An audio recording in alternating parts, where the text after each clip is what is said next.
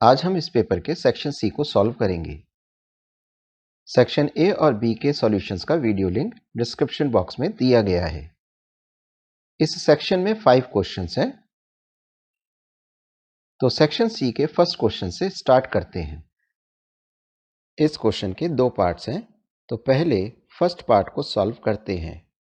इस पार्ट में given vectors का डॉट प्रोडक्ट और क्रॉस प्रोडक्ट का मैग्नीट्यूड ज्ञात करना है।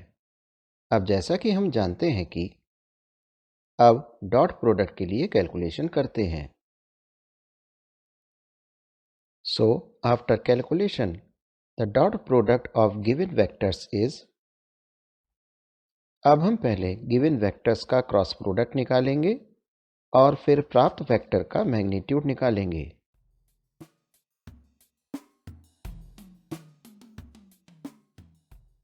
तो कैलकुलेशन के बाद magnitude of cross product is. In this part, we have to find unit perpendicular vector to the given vectors। और जैसा कि हम जानते हैं कि अब कैलकुलेशन स्टार्ट करते हैं।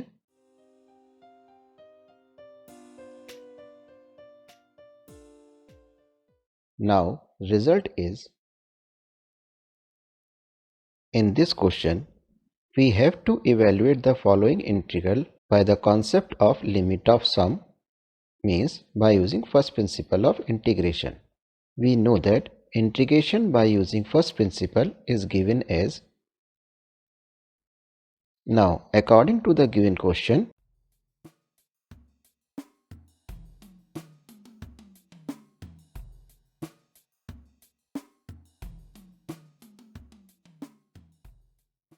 now using these values, we get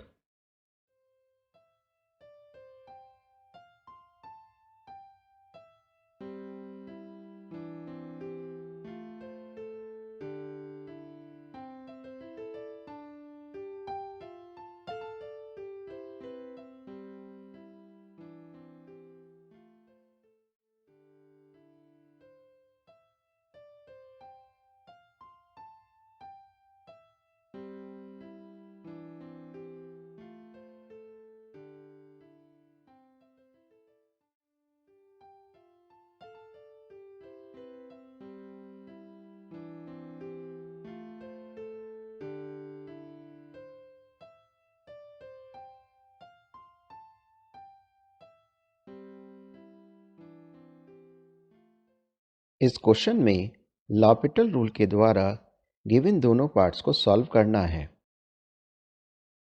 अब हम सबसे पहले चेक करेंगे कि फंक्शन में x इक्वल टू 1 पुट करने पर क्या हमारे पास कोई डेफिनेट फाइनाइट वैल्यू आती है या नहीं। तो x is equal to 1 put करने पर हमें एक इनडिटर्मिनेट फॉर्म प्राप्त होती है। अब इस फॉर्म को सॉल्व करने के लिए लॉपिटल रूल को अप्लाई करेंगे।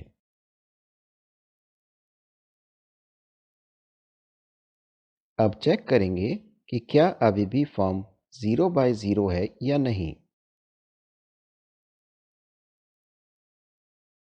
तो सॉल्व करने पर 0 बाय 0 फॉर्म प्राप्त होती है, इसलिए लॉपिटल रूल को दोबारा से अप्लाई करेंगे।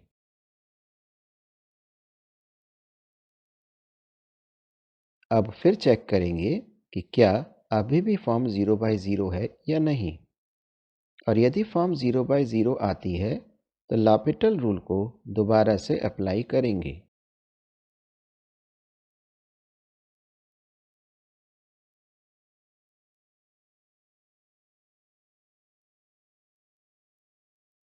So after calculation, limit of function is।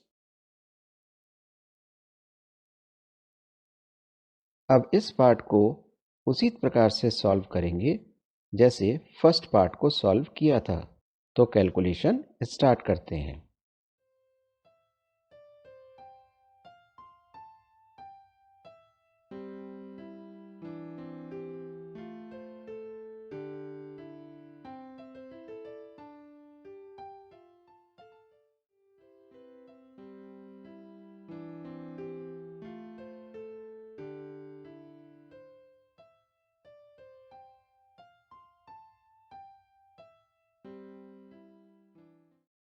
In this part, we have to evaluate this limit, and here we will use right hand limit and left hand limit concept.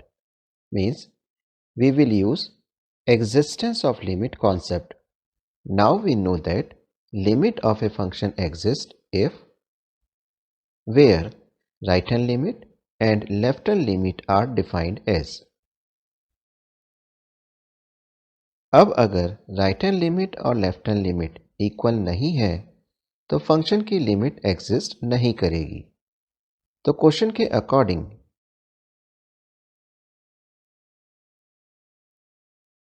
Calculation को easy बनाने के लिए given function को थोड़ा simple form में इस प्रकार से भी लिख सकते हैं। अब हम राइट हैंड लिमिट और लेफ्ट हैंड लिमिट के लिए कैलकुलेशन करते हैं।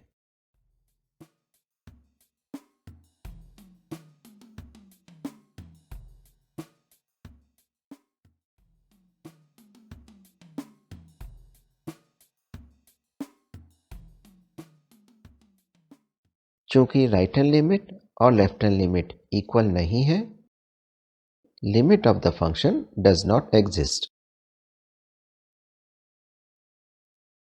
इस क्वेश्चन में प्रूफ करना है कि function f(x) x is equal to 0 पर कंटिन्यूअस नहीं है।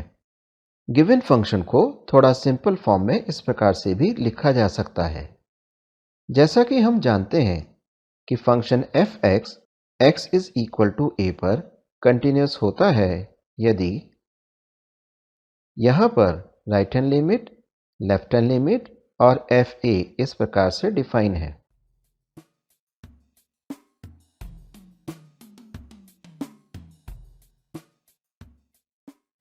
अब यदि function f(x) x is equal to a पर डिसकंटिन्यूअस है तो इनमें से कम एक कंडीशन जरूर सेटिस्फाई होगी।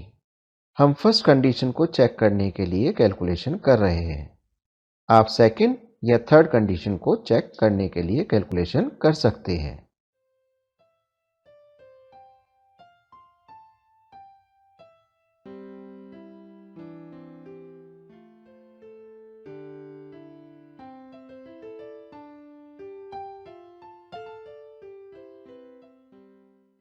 अब क्योंकि right hand limit is not equal to f0, so function f(x) is discontinuous at x is equal to 0।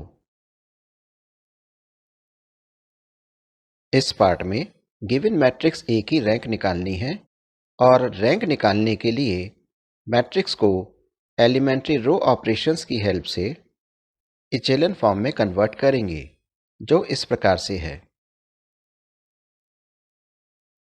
अब प्राप्त मैट्रिक्स इचेलन फॉर्म में है and in this matrix the number of non zero rose will be rank of given matrix.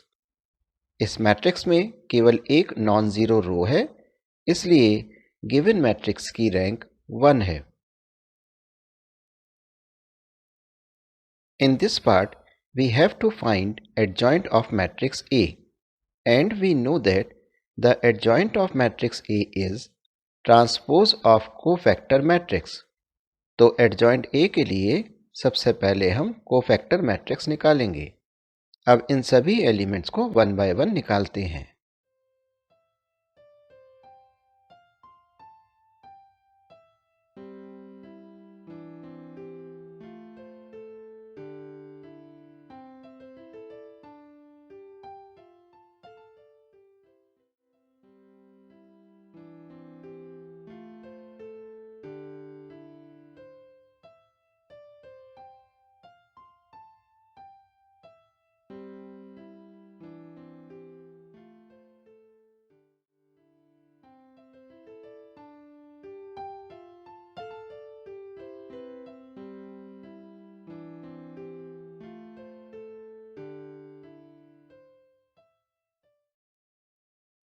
So, adjoint of given matrix A is